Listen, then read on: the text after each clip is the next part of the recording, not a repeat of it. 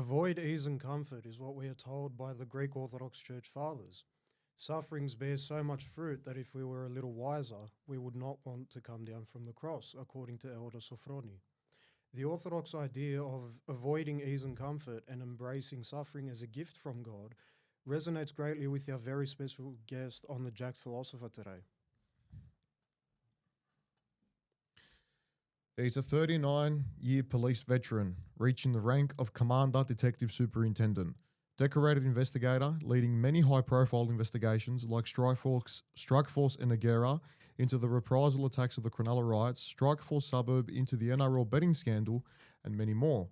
He's also the recipient of the Australian Police Medal, given by the Governor of New South Wales for his distinguished service. He's also a very well-decorated bodybuilder, winning multiple titles such as Mr. New South Wales, Mr. Australasia, and Mr. South Pacific. Most importantly, though, he's a devout Orthodox Christian, president of St. Catherine's Greek Orthodox Church in Mascot, a loving husband, father, and a lifelong proponent of discipline. Please welcome to this episode of the Jacked Philosopher Podcast, Mr. Arthur Katsogiannis. Good morning, and thank you guys for having me on the episode.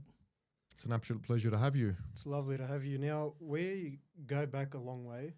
You've known us since we were born, and we have always looked up to you.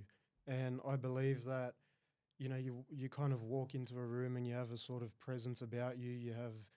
You can tell that you're a disciplined man.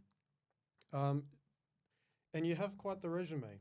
So what kind of kept you grounded during your time as a bodybuilder, as a high-ranking police officer, as a family man, and, as the president of Mascot Greek Orthodox Church?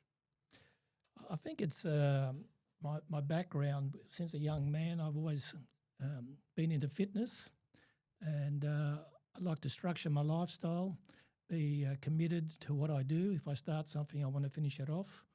And I found that training and bodybuilding helped me to have commitment, dedication, and resilience in my life, along with structure, as I said, to be able to handle a lot of the difficulties in life. But along with that, obviously, was my Orthodox faith, because without my faith and belief in Christ, it'd be very difficult to get through the difficult journey that I had in the police force, particularly some of the things that I saw and was involved with in investigations. So I thank Christ and my Orthodox faith for getting me through that, but also I have to say that my bodybuilding was a bit of a building block to teaching me that resilience and commitment which required to get through life's difficult issues.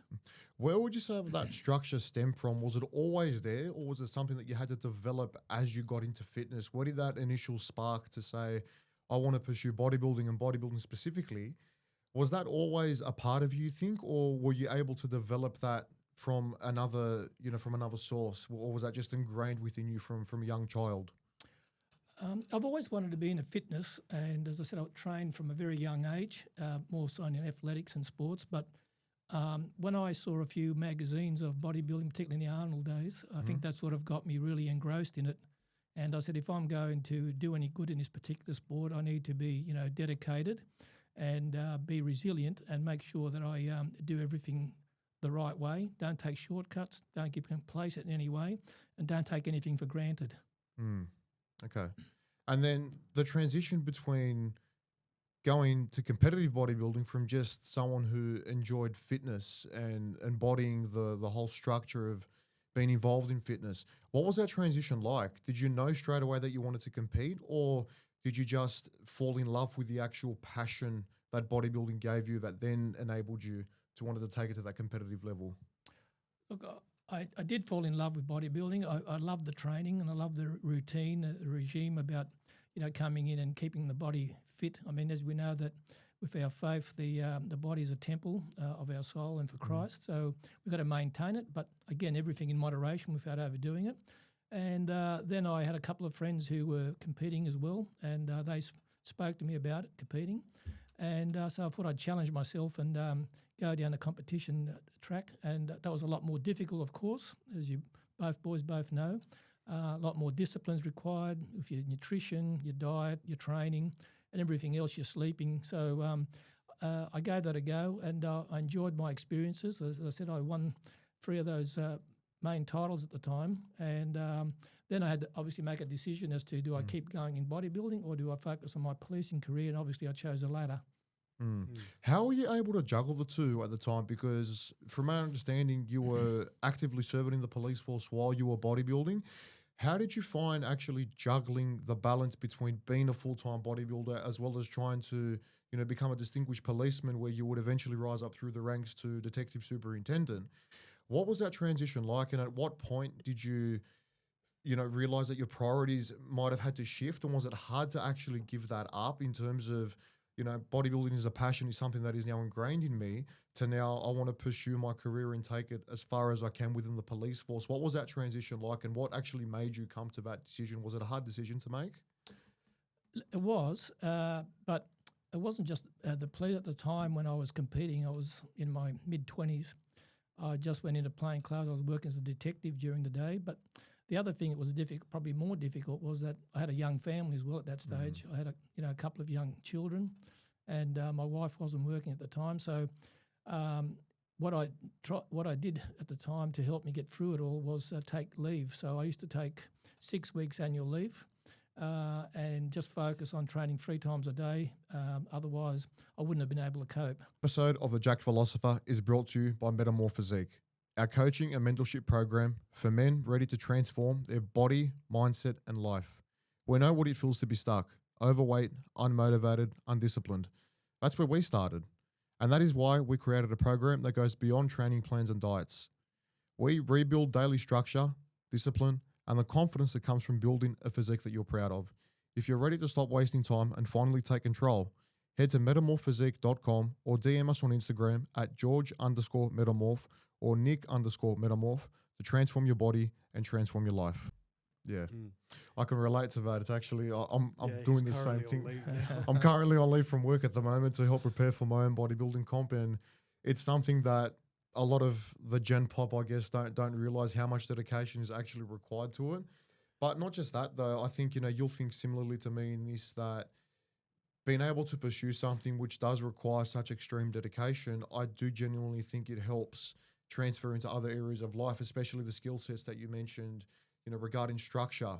And the structure specifically with time management, being a shift worker as well in the police force and whatnot, and me being a shift worker in a government position as well. Did you see that bodybuilding actually gave you that structure to be able to reach the levels that you did in the New South Wales Police Force? Do you think bodybuilding has attributed to that? I definitely think it was a building block because there's a lot of barriers in life, as we know, and I think the bodybuilding, and I still believe it, that to this day, that it taught me that real importance about that structure, about giving it my all, not giving up. Doesn't matter what sort of trials and tribulations happened to me during the time I was training, whether I had an injury or whatever, just pursued it, kept going, and tried to make sure that, I was going to give up very easily. And I think that taught me also that resilience and commitment and dedication in my job as a police officer. And you've obviously kept up your fitness as you've gotten older. I guess, is fitness something that sort of keeps you grounded when everything around you is kind of, high stress and high pressure? Is fitness something that you lean on, and why is it still important to you to this day? Look, fitness does help me to cope with many things in life, but not as important as my Orthodox faith, because I think all the difficulties and the challenges that I face these days, especially with my children growing up, my grandchildren, and my involvement in the church and other committees that I'm on, definitely my Orthodox faith and my belief in Christ are the paramount that keep me going. But my fitness, I found, helps me physically to be able to commit myself to all the issues that I have to deal with in life.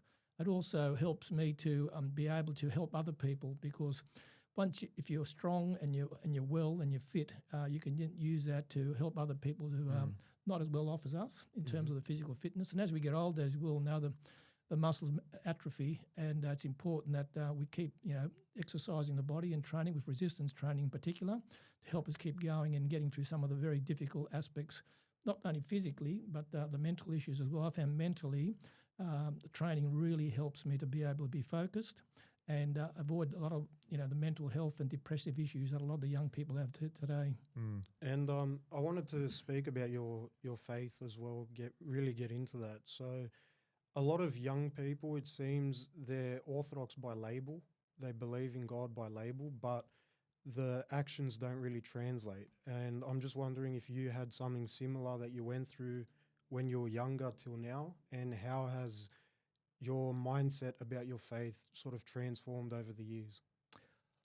Look, I think without being too hard on the younger people, it's important that to realise I'd call myself a paper Christian as well. I said, I'm an Orthodox Christian when I was in my early 20s, but I wasn't really expounding those things into the practical sense.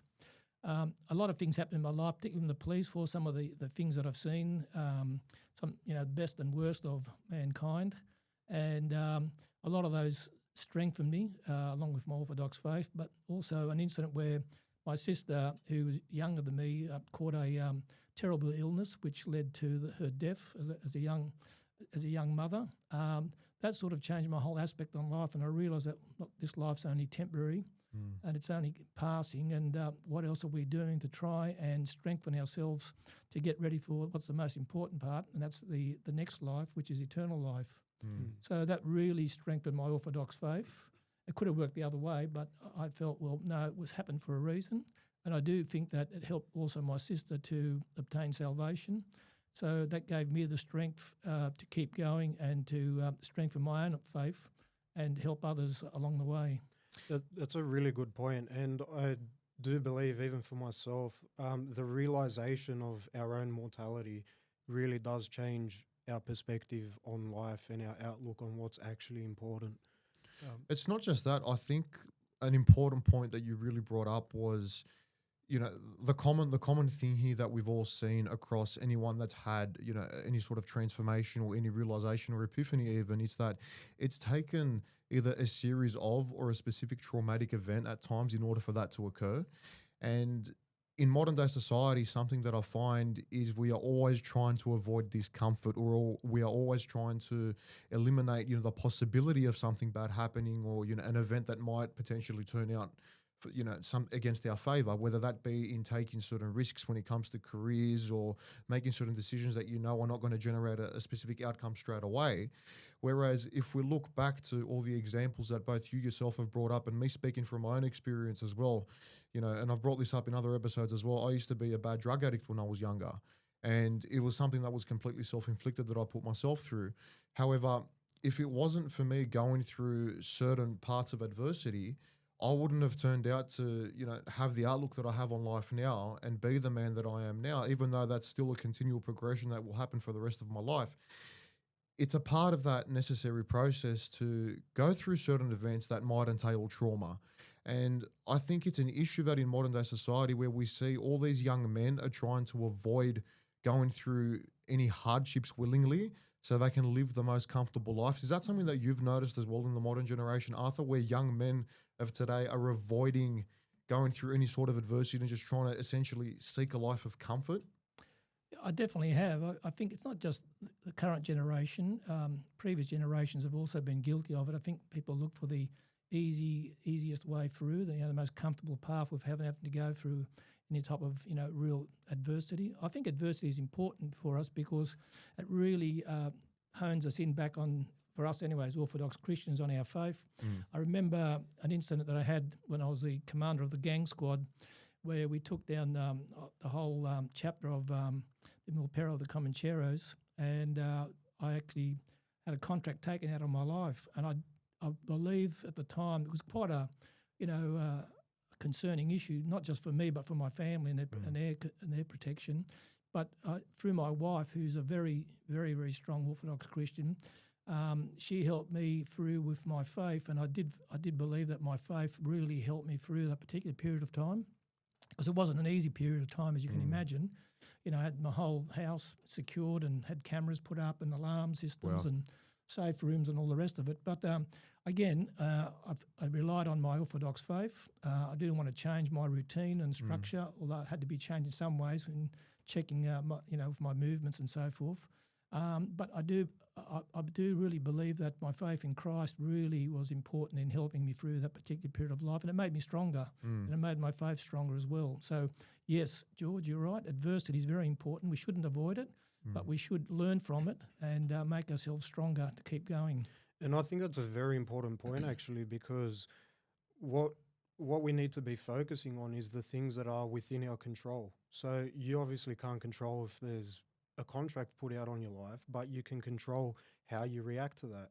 And by leaning on your faith, by leaning on your structure, and by adapting to it, you were able to, I guess, make the best out of a really bad situation.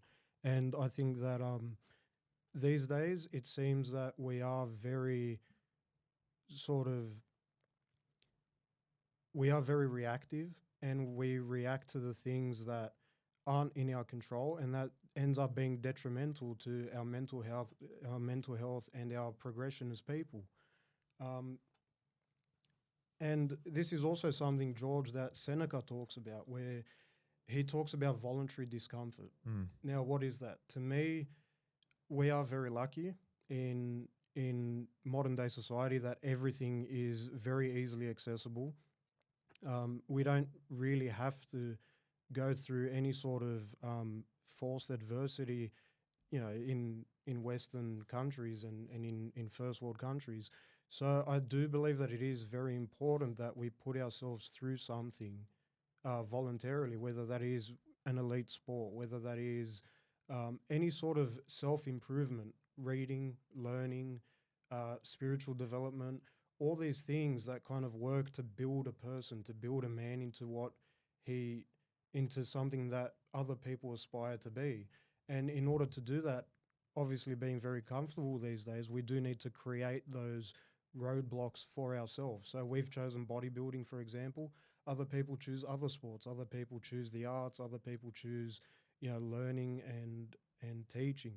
And these are all little struggles that we put up for ourselves in order to become better people. What I have noticed, though, and this is something that I do want to get into, is that people seem to be hesitant to put themselves into that discomfort. People are hesitant to sort of take the leap and take risks.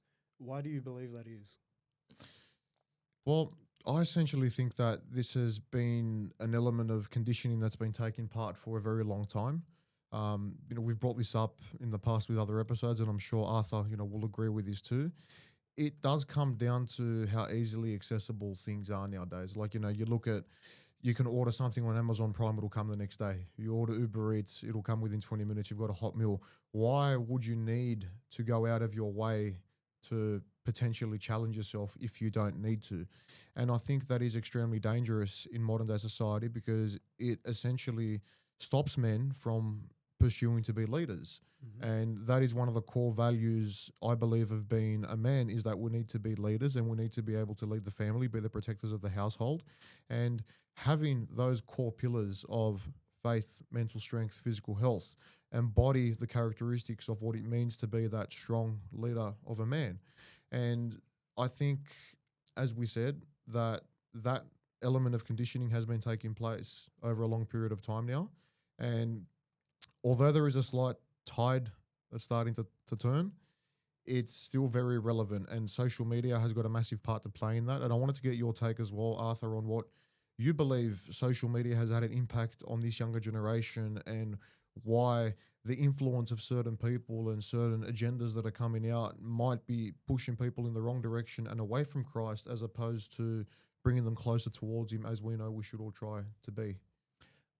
Look, going back to what you said about leadership, being a leader, you have to get out of your comfort zone, and you have to provide direction and help others to make sure they follow you.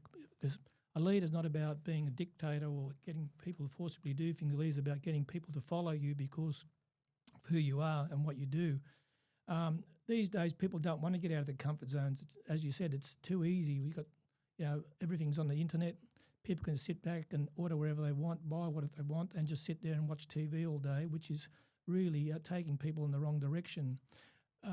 My view is, how do you prepare? You need to be proactive. What happens if one day something happens, as a war breaks out or a earthquake, the internet's all shut down?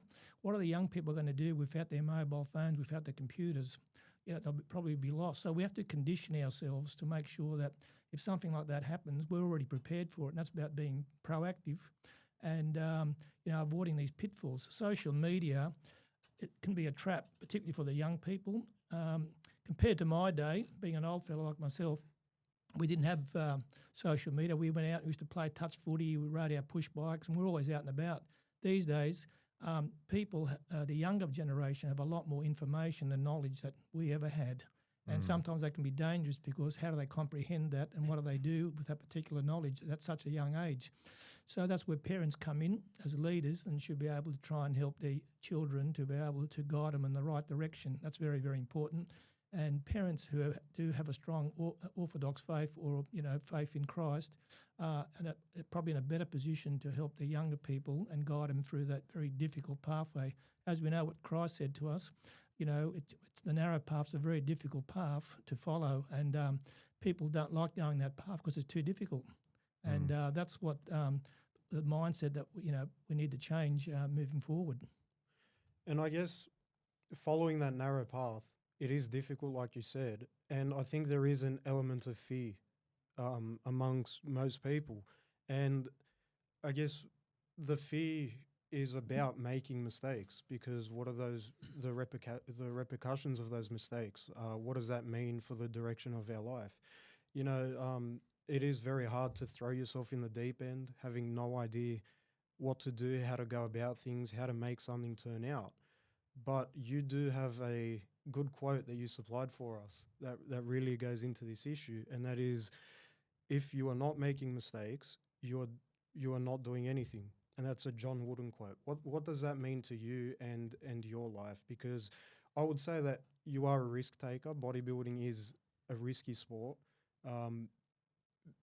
Being in the police force, so high ranking, is very risky.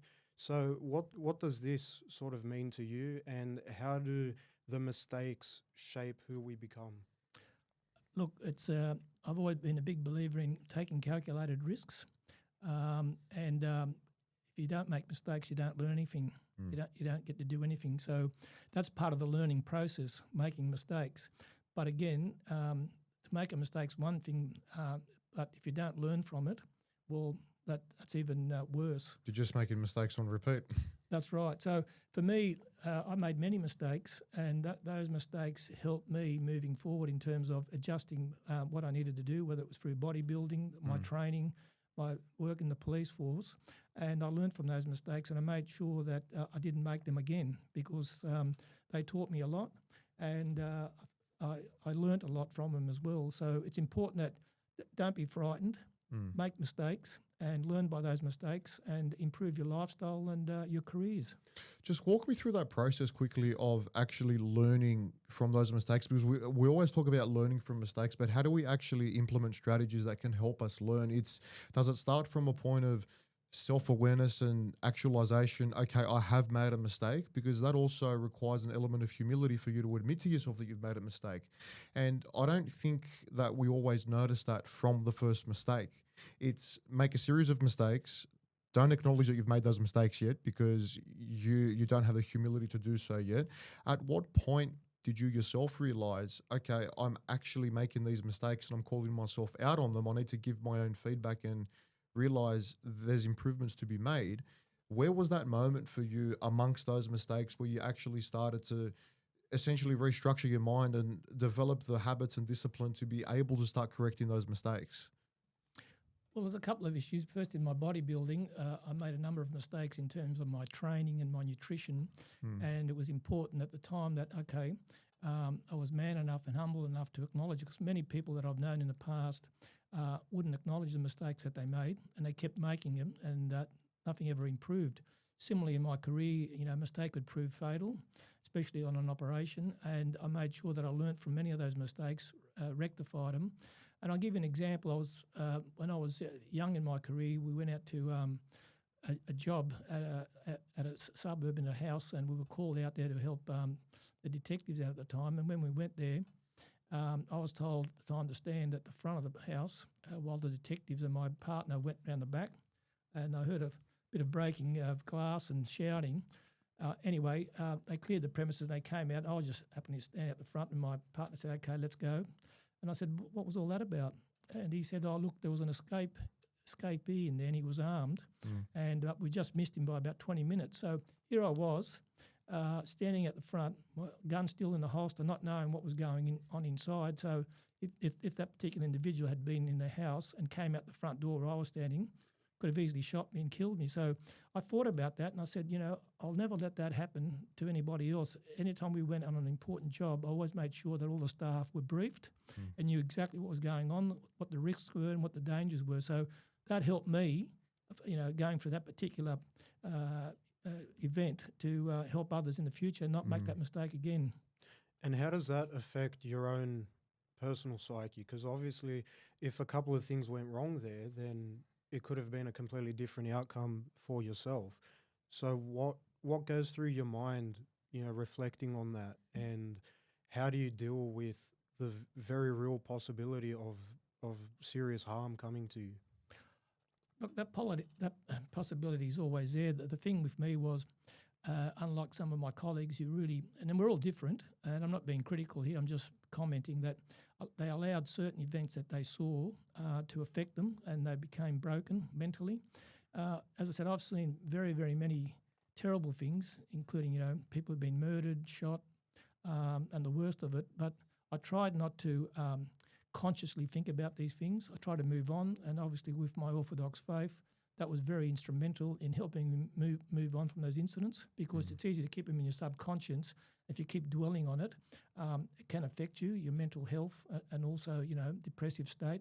So I moved on. I didn't compartmentalise many of them. Just, okay, this has happened. Why did it happen? What do I learn out of it? And now let's move on and onto something else. Yeah, and going off that, I do believe that most people that are faithful Orthodox Christians do have a very interesting outlook on life and death and mortality. And I picked this up when I was much younger, when I was attending the funeral of the presbytera, the wife of our priest, that mascot. And I remember when he said his final farewell, he had a smile on his face, because he was a man of such strong faith that he knows it's not the end. It was like, okay, I'll see you soon. I'll be joining you very shortly. And his eyes were lighting up. I'd never seen death approached in that way before. So I do think that the Orthodox faith does play a very, very significant role in shaping how we think about life, death, and how we deal with our own mortality. It's interesting you say that, because I heard a monk from Mount Athos say about death that it's just like in Greek, they said, in other words, we leave our suit behind here and we get our new suit in the new life. So that it's very important to keep that in mind, and I sort of contemplate that every time I go down to the cemetery where my mum and dad are buried along with my sister, and I'm cleaning up their graves. You think about, well, okay, one day we're all going to end up here. So what am I doing now to prepare for the next life? And I use those particular thoughts to help me, part of a strategy if you want, to move forward and say, okay, God's given me an opportunity to live this long. I've had a great career in my personal life. I've got a great family, so my turn now is to give back to the community, and that's what I wanted to do volunteer work and give back, help others, and prepare my own soul for the next life. You made a very important point there as well regarding strategy. Actually having a strategy in place, and acknowledging I'm not here for a very long time. What can I do to not only firstly give back to the people that have given us so much, but also prepare myself, which I think is something that is lacking in this generation. Not just this generation, but it's something that has been lacking, because it is a godless society that we are living in. And people, in fact, don't have a plan or a strategy. It's just living things day to day. And then, as you said, when certain traumatic events come along, like the examples you gave us, potentially facing death and all these things, regarding nearly getting shot and whatnot, these life and death scenarios, people will compartmentalize and they will just, keep that trauma. Even we've heard stories where, cops on the beat have gone to tragic accidents, and then, they'll end up committing suicide themselves because they just can't deal with the trauma of seeing, kids mauled up in the back of a car that have been in a 7-car pile up. It's like, and of course, it's a very, very scary thing to see.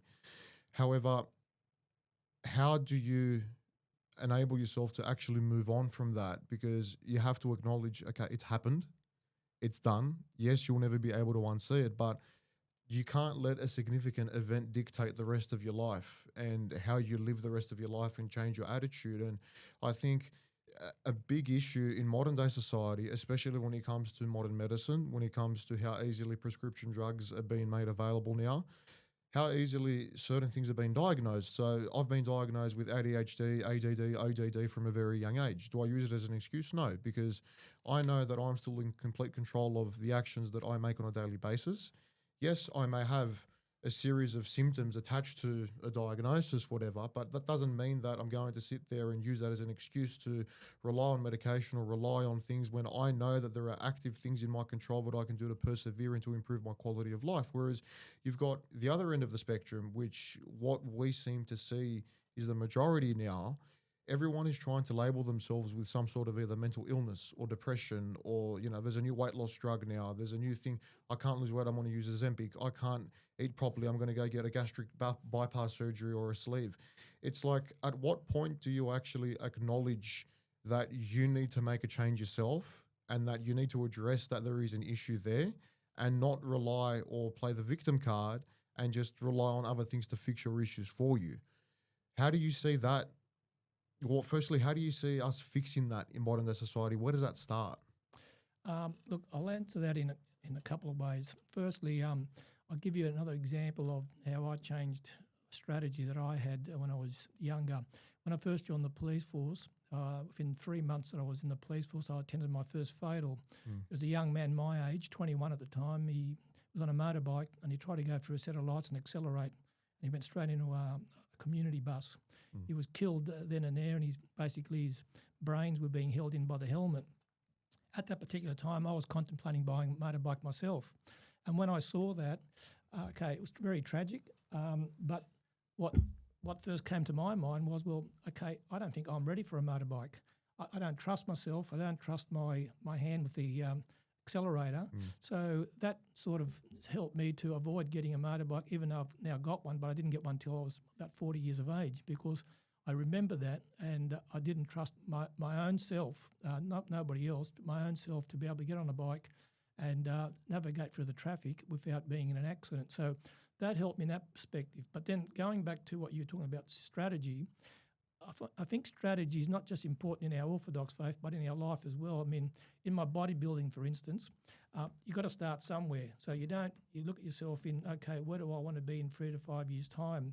And you go through that process, and it's step by step. You want to train, build yourself to a particular, position. And, if you're going to compete to a certain level that you think, and be realistic with yourself, be honest with yourself of where you are, so you can getting those incremental improvements. And secondly, with my career path is I never looked too far ahead. Again, it was 3 to 5 years. Okay, I want to be in this position in 3 years. What do I need to do to be able to get that? And I used to do the things that was required. So having humility is very important, so you don't get too far ahead of yourself and say, I'm better than what I really am. And looking at yourself realistically, assessing yourself realistically and saying, okay, can I do that? Can I achieve this? And try not to kid yourself, because it's easy to kid ourselves and think we're better than what we really are. At the end of the day, we're all human. We all make mistakes. And as I said earlier, how do we learn from those mistakes? How do we move forward? Have a good strategy. And again, always go back and fall back on our faith, because our faith maintains us. And as I said, every time I go to the cemetery, that really brings reality back to me, because I know that, this life's temporary, and I'm going to be moving on to the next life. How am I going to prepare myself for that journey? I think what you just said there as well, and this goes for people whether they are religious or not, right? Everyone has to acknowledge that when you go to the cemetery, the reality is there's dead people there. We are all going to die. So however way you want to look at it, whether it's from, an atheist perspective or from our, Orthodox perspective, we only do get one life. So irrespective of, whatever your faith is, or, the greater powers that be, for the people that aren't religious, we are only here for a short time, and we do genuinely need to make the most of that, because otherwise it's a bit of a waste, isn't it? It's like we have been given the gift of not only being born in a first world country where we do have all these, easy access to these things that we've spoken about, but we're also healthy. I think a lot of people seem to forget, and this is something that I've seen, come to the surface more recently, is that people are complaining about the smallest things, but they don't understand that they are born with fully functioning limbs, a fully functioning brain. There are people on the other side of the world right at this moment that are getting blown up, that don't have food to eat, that don't have access to a roof over their head, that are starving, that can't get medical help. And here, like, we'll bring bodybuilding as an example, and this is something that I actually spoke about recently on social media. It's that the suffering that we choose to go through when we are going through a contest prep is completely by choice. And it is something that we should be grateful to be able to do, because there are people on the other side of the world that are genuinely suffering. They don't have the option of doing a contest prep or not. They don't have the option of, getting up on stage and spending all this money to get all big and jacked or have access to weights. Yet there are people within the bodybuilding community especially that will bodybuild for the sake of the accolades or the social media. And then there's the people that will complain about how hard it is to go through a contest prep. I'm suffering this, I'm suffering that. It's like you are choosing to go through something, and then on top of it, you are going to play the victim card and say how hard it is, when there are people on the other side of the world that can't get a drink of water. It's like, where have we come, so far in modern day society where we can actually sit there now and call ourselves victims of something that we are willingly choosing to do? Yeah, I mean, I guess it puts everything into perspective, how lucky we really are. But just going off that point, I think it's very prevalent these days when people get caught up in the rat race of life. Even though we are very, very lucky with where we are, there is an element of struggle there, and it's very easy to get caught up with the stress of work, the stress of buying a house, the stress of raising a family. But I believe that the main issue that separates the two people, the people that take on the stress and the suffering and, not enjoy it, but they go through it with a smile and they come out stronger, and the people that complain about it, the main difference there, I believe, is self-reflection, because they don't put things into perspective. So everyone knows that, where we are here in Australia compared to the other side of the world where people are starving and in war-torn countries, everyone knows that. That's a fact of life. But do people actually think about it and put their own lives into perspective? And I don't believe they do, because they get so caught up in the day-to-day. They lose sight of the bigger picture. And I think that's what makes people hesitant to put themselves through some sort of struggle, to take themselves out of their own comfort zone. And, if we're always comfortable, then we're constantly stagnant. What would you say it means to be strong today, Arthur? In today's society, is it different from what it was back then? Are there certain challenges that come with trying to be the ideal man today, as it was, growing up in your generation, as per se, without the social media, without all the external influence, the propaganda? What does it mean to be strong today in our generation? Look, I believe that to be strong today means you need to have humility. There's a lot of pride and ego, and we've all got it, and we need to control that. When we were brought up in my day, we were taught for our parents to work hard. I had 3 jobs when I was bringing up my young children. My wife wasn't working, and that was very important to me, and to work hard. We've had that work ethic instilled in us.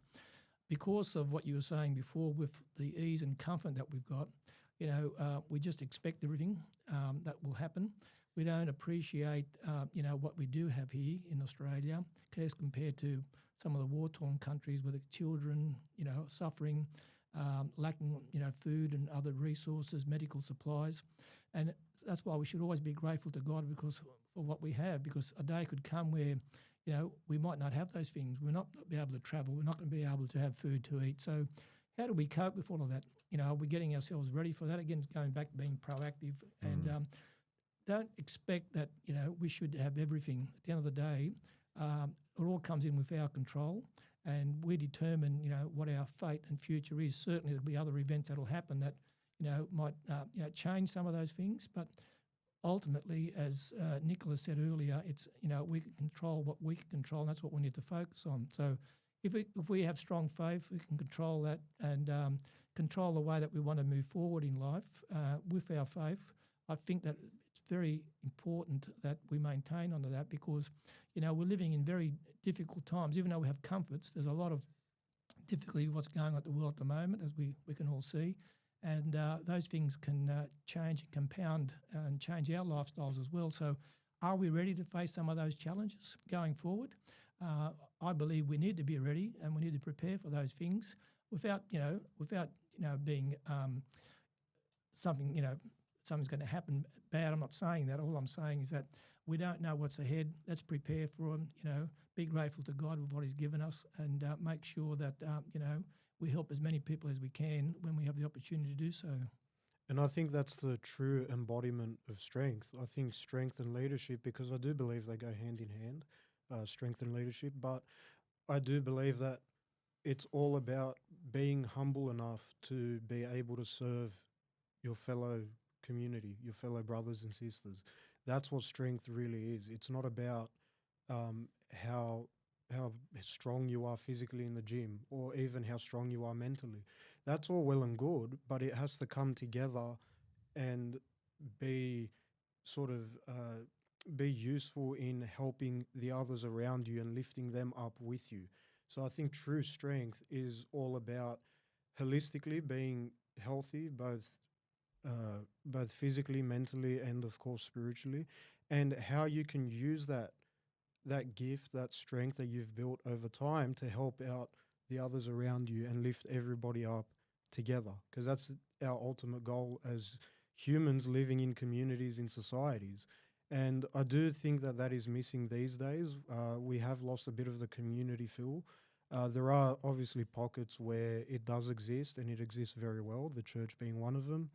But I think that also the whole bodybuilding scene and the elite strength scene and the business scene, all these little communities that you can make yourself a part of are very important in bringing us all up together and building strength together. And that's what I think strength is, using your gifts, your skills, your development to help out the people around you. And that's something I've noticed, both Nick and I have noticed recently as well, especially getting into business and then, even getting into this podcast, is that the importance of community and surrounding yourself with people who genuinely want to bring each other up. And we first experienced that through the church, obviously. Everyone was extremely welcoming. We were part of Sunday school as kids. We were on the Psaltidi as well, helping out with the church choir and whatnot. Recently, we have been, especially me particularly, I have been quite slack with it. I haven't been going as much as I would have liked. And again, that's part of my own journey into trying to become a better man and actually making the time to go to church. But that's part of my own struggle. But irrespective of that, if there's anything that I have noticed as we have started to get older and become a part of more communities, especially for me being a part of the bodybuilding community now, being surrounded by like-minded people, it really does play such a major role in the type of person that, you wish to become when you're around like-minded people that genuinely support each other and want to uplift each other. I think it's pivotal. It's just like in a relationship, obviously I'm still single, so I don't know what that experience is like to have that, but I'd assume that it'd be extremely similar. You have your significant other, your partner, who is there to support you, and you are essentially taking on, that road together. That struggle is being shared. And I think that is also something that in today's day and age, relationships, like look at the divorce rate. Why is all this going on? It seems that as if they are trying to disband that sense of community and break us apart. And even you go down to the shops now, you walk down in public, especially in the city, how many people acknowledge each other in the street? If you go down a busy street in the city, people look at you like you're weird, or if someone catches you looking at them on the street, it's like, oh, what's he looking at? Whereas you're out in the country or you go to a rural shopping centre, oh, good morning, Barry, how you going? How's your day? Like, it's completely normal. So why is there such a big difference between the such city, dense populated areas where, we're very isolated, we're very quiet? Even we've been guilty of that too. Even me, I'll go to the shops and I don't want to make genuine connections with people because I feel like, no one's just willing to chat or open up about anything. Whereas in my own circles, I'm extremely comfortable, but I want that to change. And I want to know, is this something that you guys have noticed as well, where in just modern society, we're a lot less of a community outside of the communities we are involved in? People are distracted. Yeah, look, as the Holy Father said that near the end at times, love will grow cold of people, and that's what's happened. Unfortunately, there are many people that are very lonely and isolated. That's very sad. People don't want to acknowledge other people. But we've got to remember one thing, if I go back to the bodybuilding, yeah, it is great, and it's a bodybuilding community, but you've got to go look at things in moderation. Bodybuilding can, because I've experienced and we've been through it, is can be very narcissistic. And sometimes you got to look at that and say, well, what am I doing this for? Is it to improve myself, or is it just to impress others? I think you mentioned that as well, George. But at the end of the day, we've got to keep things in moderation. Don't overdo it. Don't sort of, make ourselves as idols and idolise people, because really at the end of the day, the only one we need to idolise is Christ. And, when people are starving around the world, and we're, as a bodybuilder, you've got to eat a lot of food to grow and nutrition, you've got to think to yourself, well, okay, am I doing the right thing here? So they're just a few things for thought, but we need to remain stable as a community, because it's too easy just to lose things. Like you meant about the divorce rate. I think the divorce rate now in Australia is 60%. So that's very sad, because everything's become easy. We're going back to what we said at the beginning, ease and comfort. When things you can achieve it easily. Once upon a time, divorce was very difficult to come by, because you had to, go through a solicitor and explain the reasons why, and it was very, very difficult for the divorce to be granted. Now, just signing a piece of paper and I'm going to go my own way. So again, ease and comfort is really causing us a lot of problems. Distractions. People are getting into a lot of debt because they want to keep up with the Joneses. We want to be able to do this. We want to be able to do that. And when you're in debt, it's very hard to pull yourself out of it. And your mind is constantly focused on that. You can neglect your family, especially if you get into gambling. And all these things now, because of social media, because of our conditioning in life, which you mentioned before, George, people really are sort of pushed on a particular path without even realising it.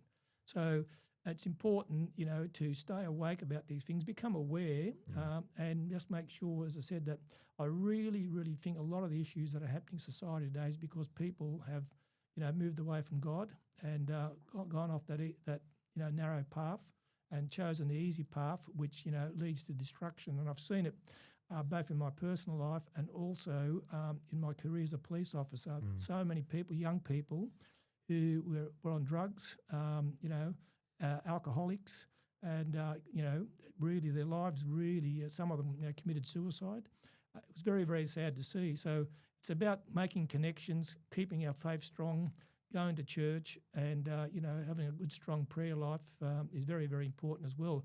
And I know a lot of people don't like to hear that these days, but that's very, very important. Going back to structure, our prayer life and our church life, having a structured prayer life and church life, and having a good spiritual father who can guide us in the right directions. Yeah, that's true. And I think the easiest place to start, which is, I guess, what the whole theme of the Jacked Philosopher is, not everyone is going to reach that level of spirituality straight away, but something that they can start with immediately from day one is focusing on their body, their physical health. Because as we have addressed, the discipline that you put into fixing your physical health and to transforming your body will interlay into the other areas of your life. It will, the skills will transpire into your career, into your spiritual life. I think they all interlink. Especially if it goes hand in hand with mental cultivation as well. Correct. Well, there's a reason why we fast, right? Fasting is a physical thing that we do. It's to prepare us, right, for the holy events that are coming up in the church calendar year. But why food? Why choose something physical? Because it allows for that mental transformation to take place. It allows for that mental, that hardship to take place, because it is hard. It's not easy. And it forces you to change something physically within your body, within your diet, in order for you to be able to achieve that next level of, of spirituality, which is why I think it's there as a tool. And physical fitness should be treated exactly the same. And one thing that I kind of want to bring up, and this might sound a little bit controversial, but it's funny how, we talk about fasting in the Orthodox faith and all these things that, end up helping the body and helping us transform physically. Why is it then that we see, there's a lot of priests out there that are severely overweight. There's a lot of people out there, within our community that don't look after their physical health, even though our scripture and our way of life literally paints the path to that embodiment of physical health. Why do you think that is? Look, it's different. It comes down to discipline, and as you said about how strong our faith is. We don't always, as you said, I think it's a good analogy. We don't always start off with, strong faith. Some people can switch straight into it. But like anything, it's like if you compare it with your bodybuilding, you're not going to be able to train 12 months and win Mr. Australia. So it's building stone. You keep building that. You're going to keep training hard.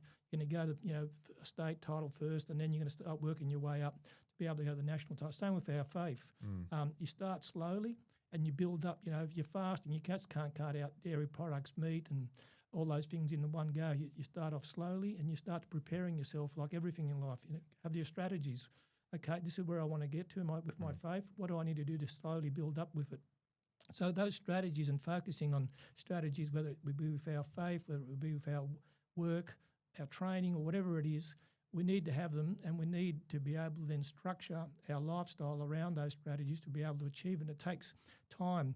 Unfortunately, what I've noticed with a lot of the younger people these days is, they want to be promoted yesterday, or they want to be able to win a competition tomorrow because, Or make $10 million within 6 months of working. Exactly, so I don't have to work anymore. So, the old saying, easy come, easy go. But when you work hard for something and you finally achieve it, that's when you really appreciate it because, you've been through the difficult times. You've had to work hard for that particular piece of, whether it be with your job, whether you do with fitness, winning a bodybuilding title. You understand what process you have to go to, but if it's handed to you on a platter, you'll never actually understand or appreciate what it means. And that's why I think it's so important to be satisfied being uncomfortable. Because in order for you to grow, you need to be uncomfortable. You need to, growth requires friction. Correct. Well, we can use so many modern day examples. Look at all the lotto winners, right? How many of them hold on to that fortune? Next to none. You hear on the news all the time, all those people that come into a sudden big inheritance, or they win the lotto, or they win gambling money, whatever it is. Within 6 to 12 months, it's all gone. Why? Because they haven't actually worked for it. They haven't got any habits. They don't know financial control. They don't know how to manage that type of money. So they end up just blowing it on materialistic things because it's constant dopamine seeking behavior because it's all about instant gratification. Well, the result came, but the journey wasn't. The journey wasn't in place. And that's what we always say. And that's what we always is the most. Yeah. Exactly. But more important than that is that doesn't matter. They're saying money doesn't bring you happiness because it doesn't matter. I know people have got houses and cars and bikes and got everything you want, but they're not happy.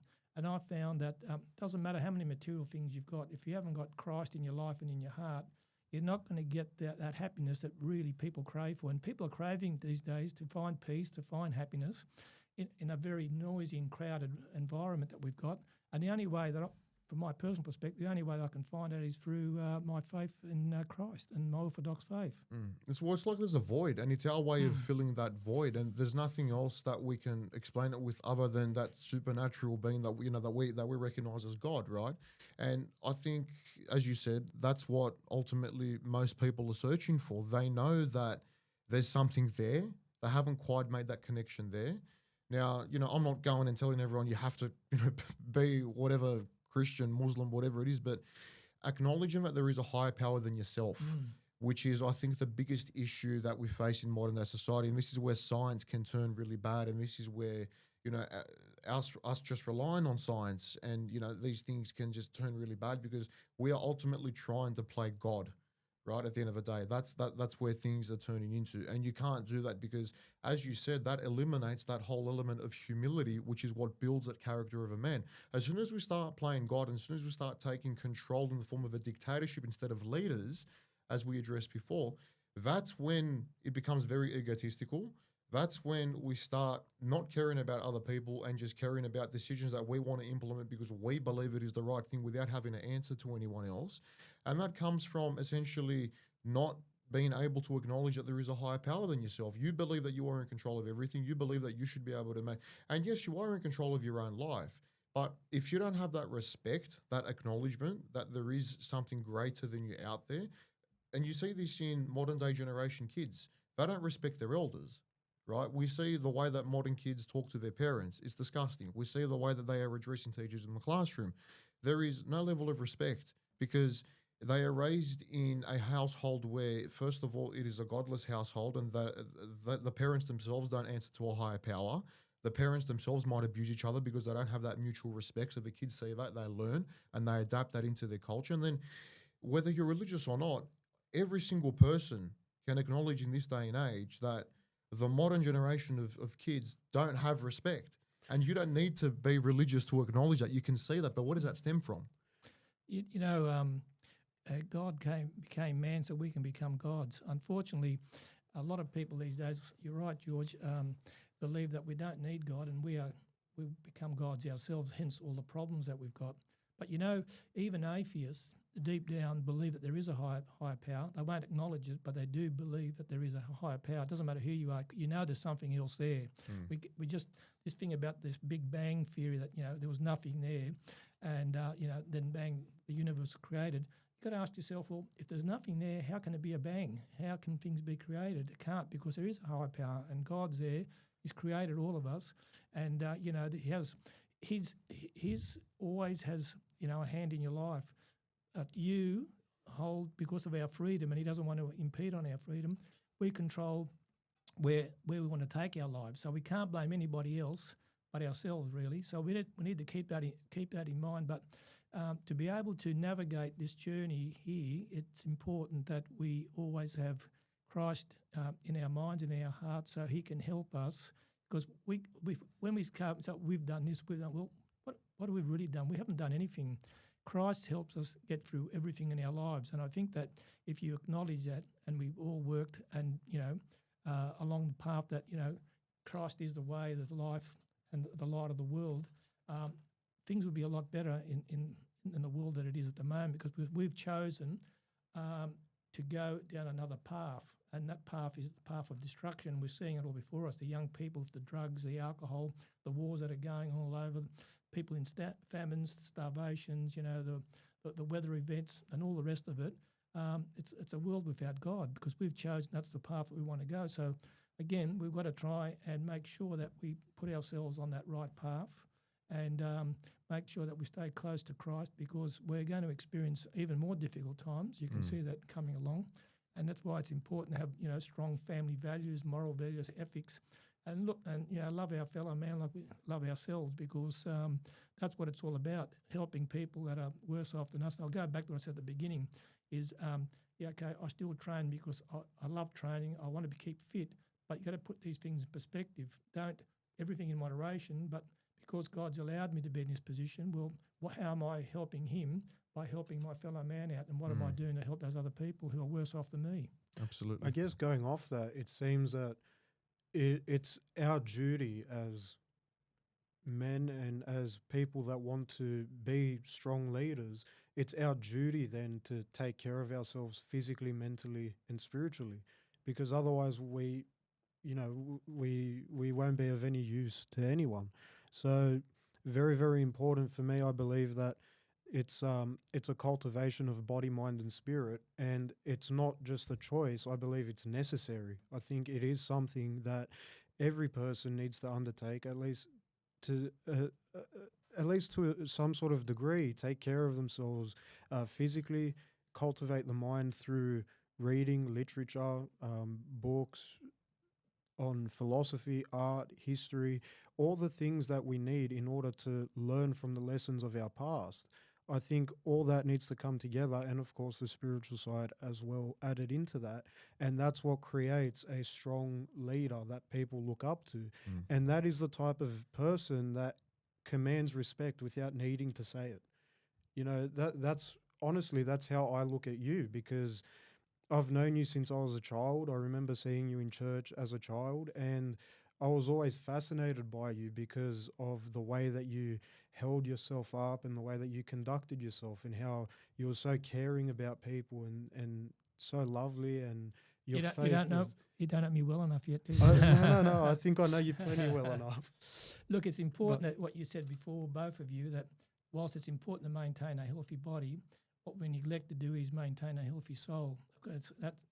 One goes hand in with the other because if it's one thing to have a great outward appearance, but if our soul's dirty on the inside, really we haven't achieved anything. So it's keeping that balance, keeping it in moderation, making sure that we feed the body, train the body, but also feed and train the soul.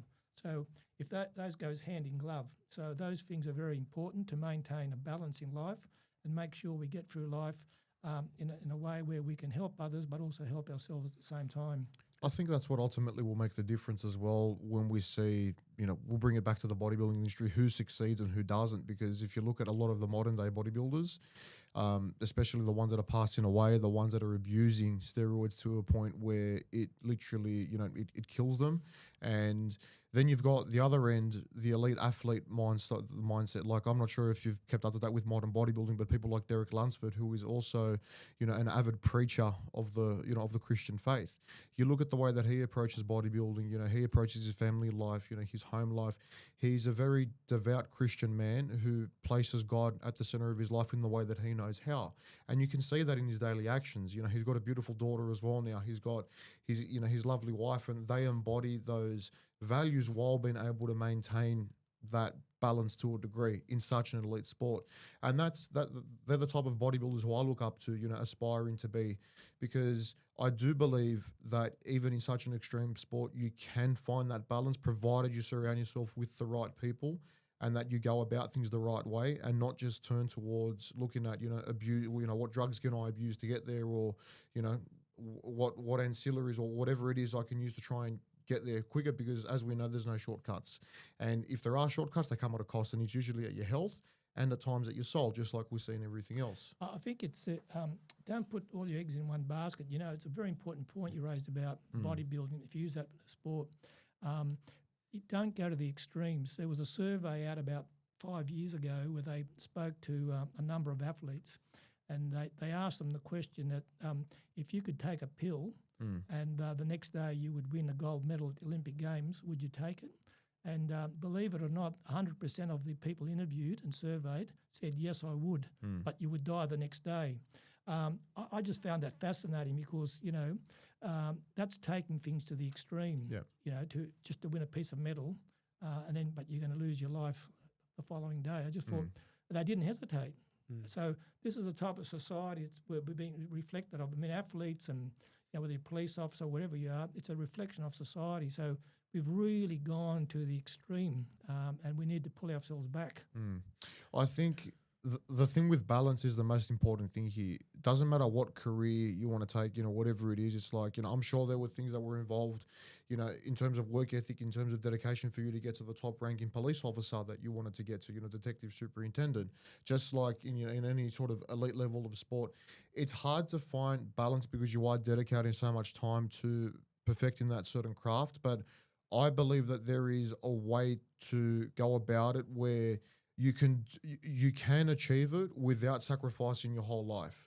As in, if your mind is in the right place, if you use it, as you said, not using it as a means to put all your eggs in one basket, but because you genuinely enjoy it, and then also knowing that you do have things to fall back on as well. So with us, obviously with me, I'm probably the more competitive bodybuilder out of the two in terms of how far I want to take it. No, in terms of how far I want to take it, I'm saying. Yeah. But at the same time, our passion is our business. Our passion is also his podcast and actually educating people, and that will always be our core focus. It's about trying to help other people. And for me, if bodybuilding is able to give me that, and I'm able to maximize my potential in bodybuilding in order to build up the other areas of my life, including my spiritual life, then I think it should be manageable to be able to balance them, as long as I continue doing it with the right mindset, and with the mindset that it's not to serve myself, but to serve God, and then through that to serve other people and to help other people through that.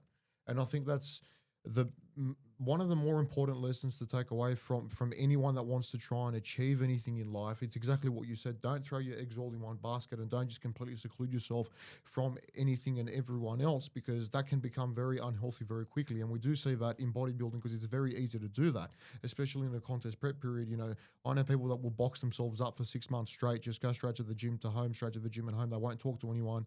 Their phone's on do not disturb. It's like, don't talk to me, I'm in prep. Whereas, you know, I'm 2.5 weeks out from a show, and where I'm trying to be as busy as possible, because I enjoy, you know, I'm learning to thrive and enjoy the process and to live through it, because I don't want it affecting other areas of my life. I want to be able to live through that prep and be like, you know what, I'm still checking in with my clients. I'm still being able to do a podcast, still, you know, exploring more business opportunities with my brother, still spending time with my family, because that's what the most important part of life is. It's not you just locking in on one thing and saying, I'm going to be the best entrepreneur in the world. It's about the connections that you make. It's about the development that you make as, you know, within yourself, within your soul. But George, we're striving for a very, very clear purpose. And that purpose sort of combines all of those different aspects that we're working on. I wanted to ask you, Arthur, as we're wrapping it up, how did you realize your purpose, what you were meant for, and what sort of led to that? Look, it took me a long time to realise what life was all about, as we all do. We all struggle when we're younger. Well, why are we here? What are we doing it? But when I was in my mid-20s, I met a monk, an Orthodox monk, who helped me a lot and put me in the right direction of my life. Said many things to me which are happening today, and also gave me my first paraphrased Bible. And he said, you make sure you read that as often as you can, which I did. But I guess that experience and the other experience where I had the opportunity to meet Elder Ephraim from Arizona, a very holy man. I was in Canada at the time, working with the mounted police for work. And I took the opportunity, as on the advice of a friend of mine, to on the weekend fly across to Arizona. It's only a 4-hour flight. So I went there. I was very fortunate to meet him. Spoke with him. He told me many things. Even told me about how I would retire from the police force, and all those things came true. And Wow. that had a big impact on my life, and seeing what he did and what he told me. So those things got me more focused and showed me, okay, you know, there is purpose in life, there is a direction, there is a God, and, you know, he's created everything, and he's waiting for all us because he loves us all. And even though, you know, we're going down the wrong track, I remember, so I'm just going to diversify, I remember asking, I won't say who it is, a very holy man once, because in my job I saw a lot of terrible, terrible things that were being done to young children. And I can cop a lot of things, but, you know, the things that were happening to these young children, the abuse and so forth, really, you know, knocked me around. And I said to him, I said, why does God allow these things to happen to the young children? Because, as you know, nothing happens without God allowing it. And he didn't answer me initially, but after about half an hour, he did. He came back to him, he said to me, you know, in Greek, he said, Thanasi, you know, after he said, you're a father. And he goes, how much do you love your children? He said, no matter what they do, you're always going to love them. You're always going to support them. But he says, how much more God, who's our creator and our real father, who loves us very much, how much more he loves us. So he sort of put that in perspective for me, because that's true. God does love us, and he wants to help us as much as we can, just like we as parents want to help our children and put them in direction. No matter what they do, we're not going to abandon them, are we? We're still going to love them. We're still going to try and help them. God does the same thing. So all those things combined help put that purpose into my life, to make sure that, you know, there is more to life than just, you know, achieving bodybuilding success or achieving promotion in the police force.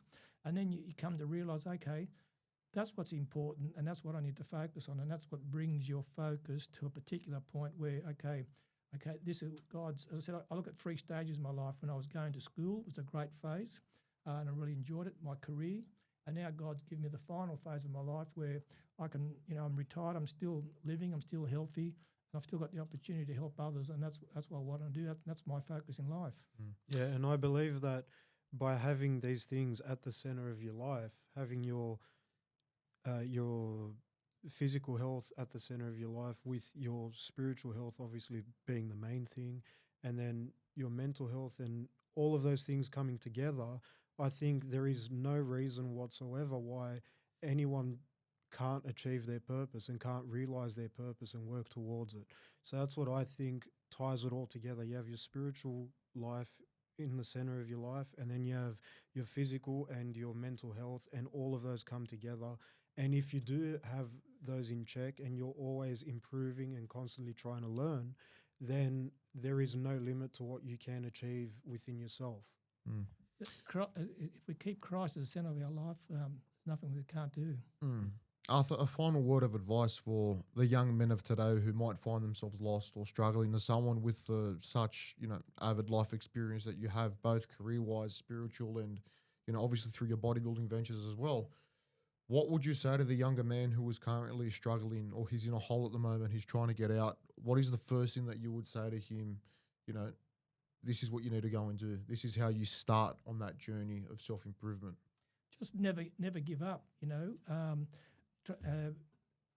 believe in yourself and make sure that, you have a Christ in your life. It's a bit difficult in situations, but, those type of people require love and require somebody to help them, and that's where the position we're in. But really, there's nothing that bad that, can't be changed and can't be better the next day. So don't make any rash decisions. And I remember when I was in San Francisco with my wife, we spoke to a guide there at the San Francisco Bridge, and cutting a long story short, he told us that on the San Francisco Bridge, that particular year, this is going back to 2015, 180 people committed suicide, jumped off that bridge. 29 survived. However, when all the 29 people they spoke to and asked them, how they felt, they said the moment they jumped off the ledge of that bridge, they regretted their decision straight away. So I'm going back to what you were saying before, is there's nothing that bad that can't be resolved. So don't give up, have faith and be strong, and things will work out for you. I think that's a fantastic way to wrap up this podcast. Thank you very much for coming on again, Arthur. Amazing advice there for not only us, but to the younger men of the generation. And we'd like to truly thank you for coming on. Thank you for having me, and keep up the good work of the project. I think you're doing a great job for the community and for yourselves. Thank you. We appreciate it.